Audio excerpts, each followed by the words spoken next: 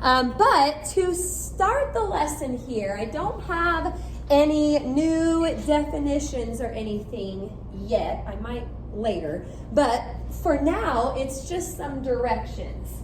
Evaluate the function. Evaluate the function at each specified value.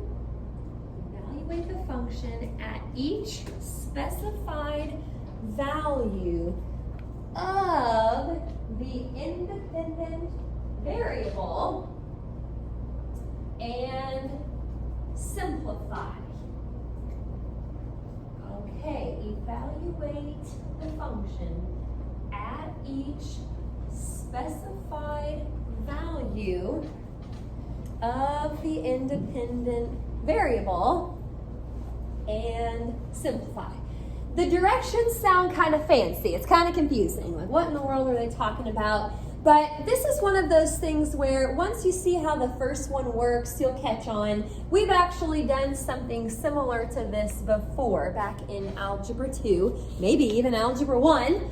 So for example 1, there's going to be 4 different parts. Part A, B, C, and D. But for each part, we're going to need to use that function. Remember, this is function notation. F of x. The function's name is f, and it's a function of x. For this example, it equals x squared plus 1. Okay, so over here for part A, we have to evaluate f of 4. My favorite number. F of 4. So this is basically saying that instead of f of x, it says f of 4, which means wherever you see x over here, you need to replace it with a 4.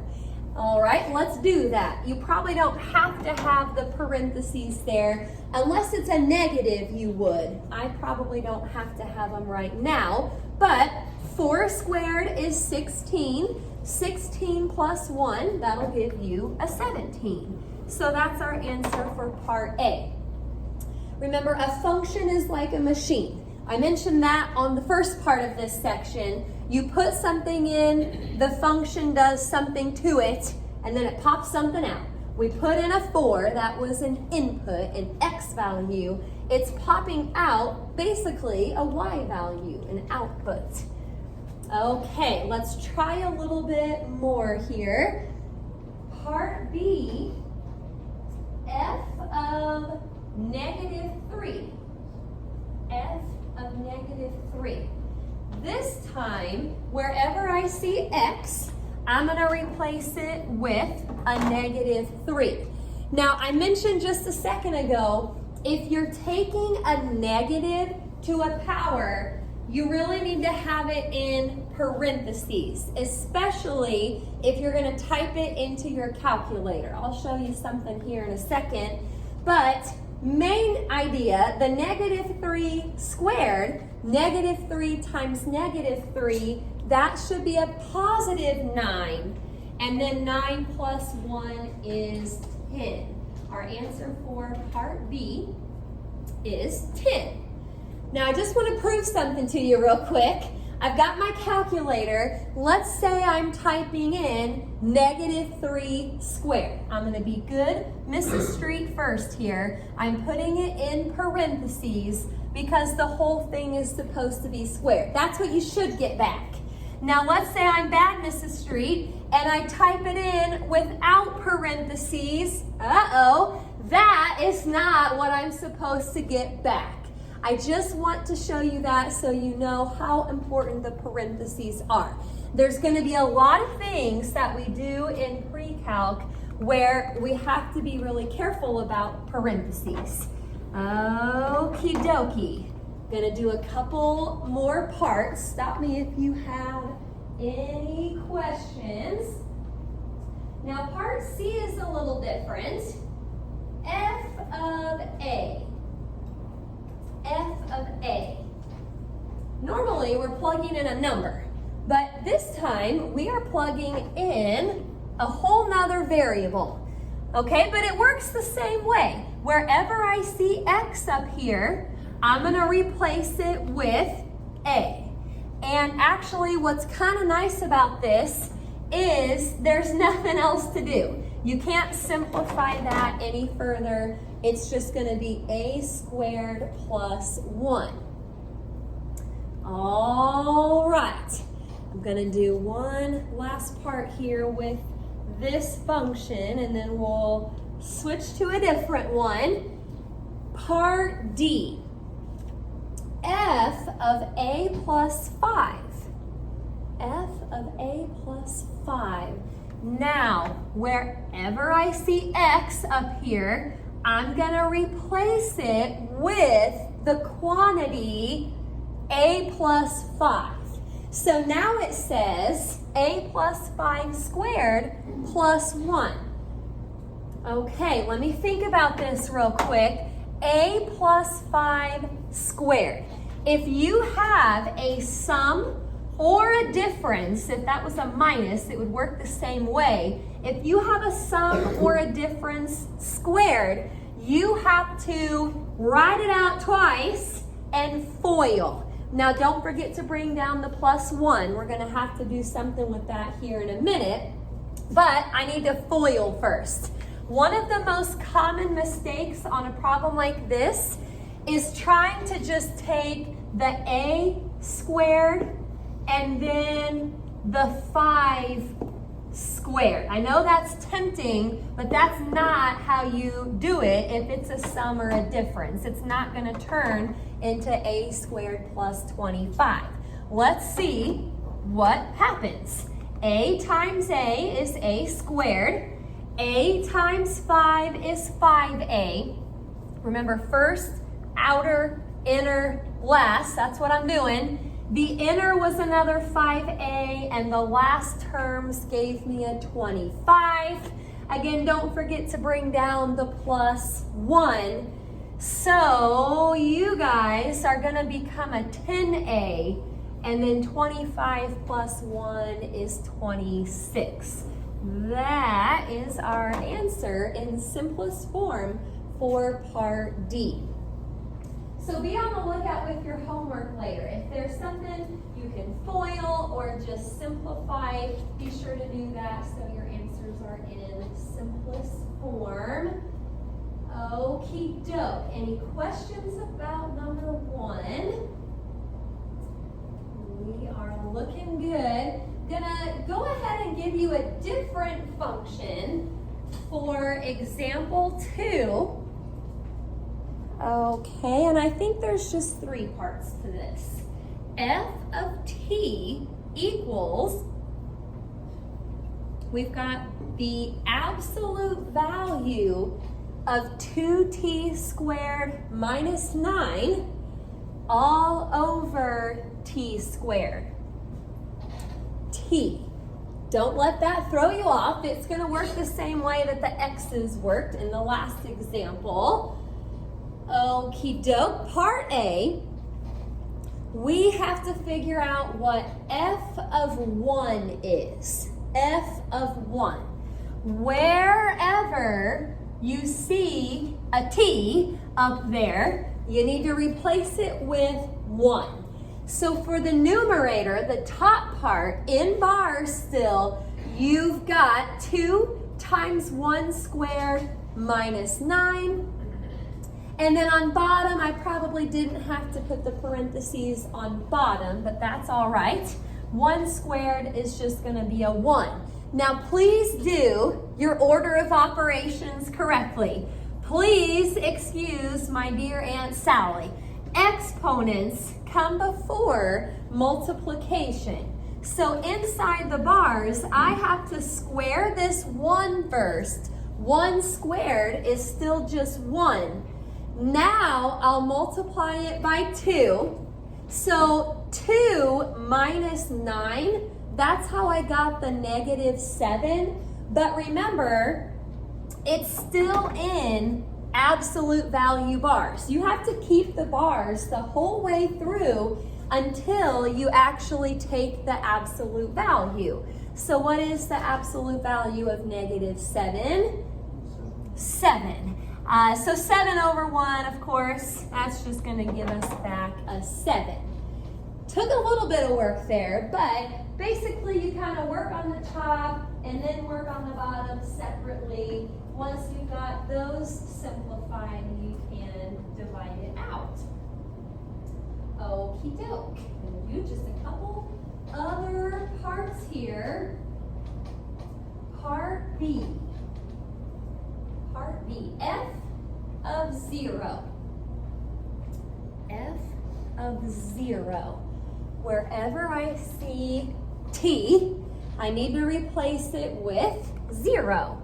So in the bars on top, 2 times 0 squared minus 9,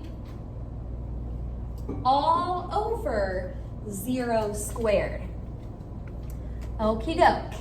Now, technically I'm going to do my order of operations the right way. 0 squared is 0, but then 0 times 2 is just 0 minus 9. You can keep working on top if you want, but if you look on the bottom here, 0 squared is just 0. And where is it? There it is. Friends don't let friends divide by 0. You can't divide by 0. So if this ever happens, you don't even have to do anything else to the top part. If you see the 0 on bottom, it's just going to be undefined. Just like our slope was if we ever got a 0 on bottom. That's good review for the quiz tomorrow. Okie doke. One more part here. Let me know if you have any questions. Not too bad of a lesson today. Part C. F of B. A lot of letters up here. Part C says F of B. Okay, so wherever I see a T, I need to put a B. Rhyming up here. Wherever I see a T, I'm going to put a B. That would be absolute value of 2b squared minus 9 all over b squared. I'm looking up here for anything that I can simplify, but you know what? There's really nothing else we can do to that.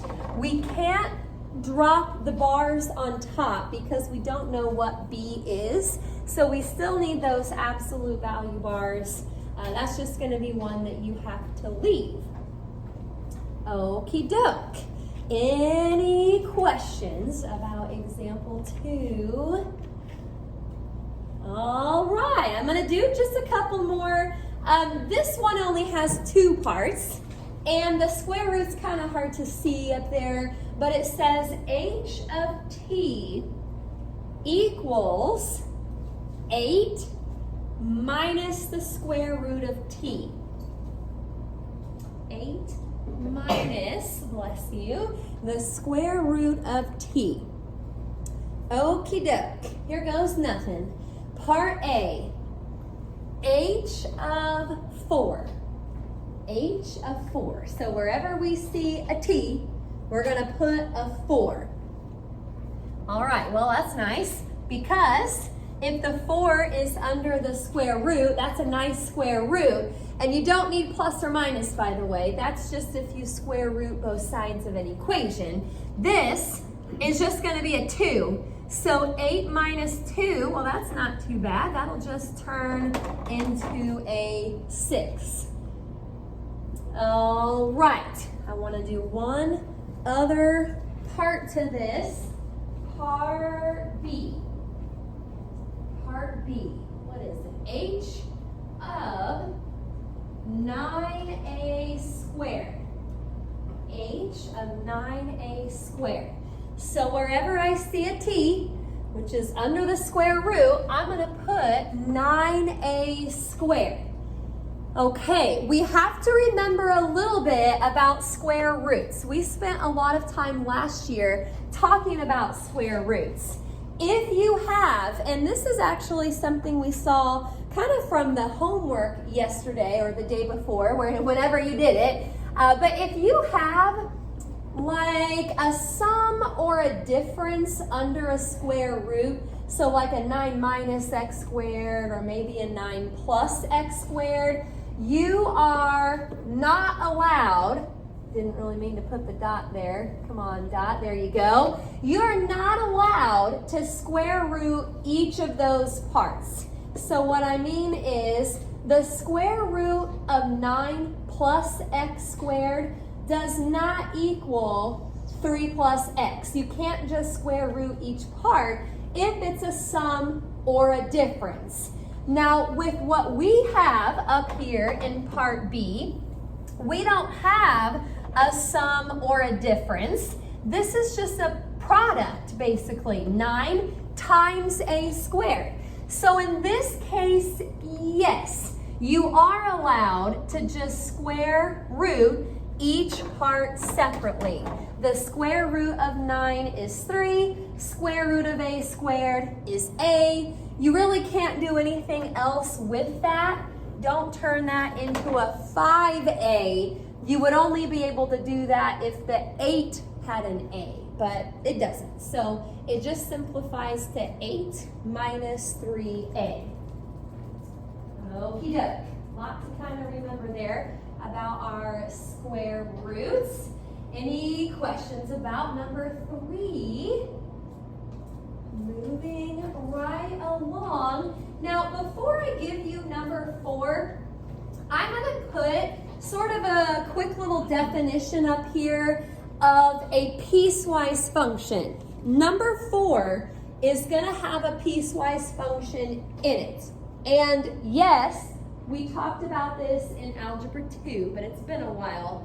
So I want to remind you what it is.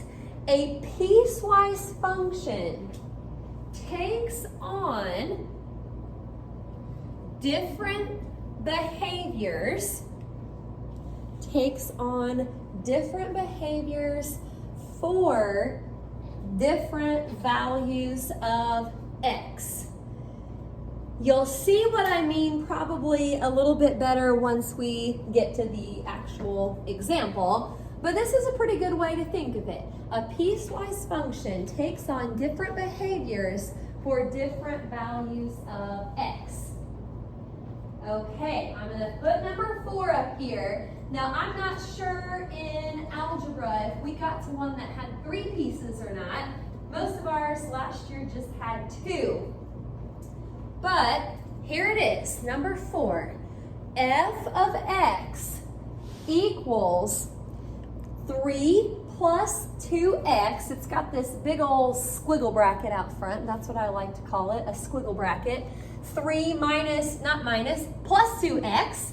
Well, after the comma, for this behavior, it says that x has to be less than -1. All right, we'll keep going. Then it has a 6. Well, that's just when -1 is less than or equal to x, which is less than or equal to 1. I'll explain all of this here in a minute. And then the last behavior, -2x plus 1, and then after the comma it says x has to be greater than 1. Now, as far as, what's going on up here, what you see on the left, these are basically the behaviors. So this function has 3 different behaviors, but it all depends on what x is. I sometimes refer to these parts on the right side as the conditions. So it takes on this behavior only when x is less than -1. It takes on this behavior, just a 6, when, I'm going to write this out to the side because I think this helps a little bit. This condition right here is basically saying that x is between or equal to -1 and +1. That's just kind of a better way to think of that second condition. It's basically saying that x is between 1 and positive 1, or if you see where the equal bars are, it could be equal to either of those. And then the last behavior is only good when x is greater than 1. Okay, so let's try some different parts here. I think we're back to 4 parts for this one. Part A, we have to figure out what f of negative 2 is. By the way, there's a pretty good chance on the quiz tomorrow that you'll see a piecewise function. I'm just throwing that out there. These are really good to have. We got to understand what's going on. Now, the first thing you have to do is see which behavior this falls under. Okay, you're never going to use all 3 of those. You're not even going to use 2 of those at the same time. It's only going to fit into one behavior. So I'm just going to start up at the top. If you look at this x value right here, that is an x value that you're plugging in, is negative 2 less than negative 1. Yeah, negative 2 is less than negative 1. So that tells me I need to use this behavior. We just so happen to get it right off the bat here. I'm going to take this behavior, and that's what I'm using for part A. Wherever I see x up here, I'm going to replace it with a negative 2. Okay, well, 2 times negative 2 is negative 4. 3 plus negative 4, or in other words, 3 minus 4, that would give me a negative 1. So again, look at the x, see where it fits, and then that's the behavior that you should use. It's only going to fit into 1. Okie doke. When I did my student teaching, I actually did it here. Hello there, thank you. And the teacher that I was working with, he always kind of referred to piecewise functions almost like that game Plinko. Price is Right. It was a game called Plinko. I don't know if you guys have ever seen it, but you take this little puck thing and you put it in, and it kind of just goes in all different directions. That's sort of what happens here. You take this x and it's going to go in one of 3 different ways. All right, but it's our job to figure out which way. Let's take a look at part B. Okie doke. F of negative 1. The x value is negative 1. We have to first figure out which behavior we're going to use. So I'm just going to start at the top. Is negative 1 less than negative 1? No. Is negative 1 between or equal to negative 1 or 1? Yes. So that's the behavior we need to use. Now, what's weird about the second behavior is, normally I'll take this and plug it in for x. There is no x up there. If you ever use this second behavior, doesn't really matter. It's just going to be 6. So if we had any kind of x between or equal to negative 1 and positive 1, no matter what, it's just going to give you back a 6. Okie doke. I'm going to do a couple more here. Part C. F of 0. F of 0.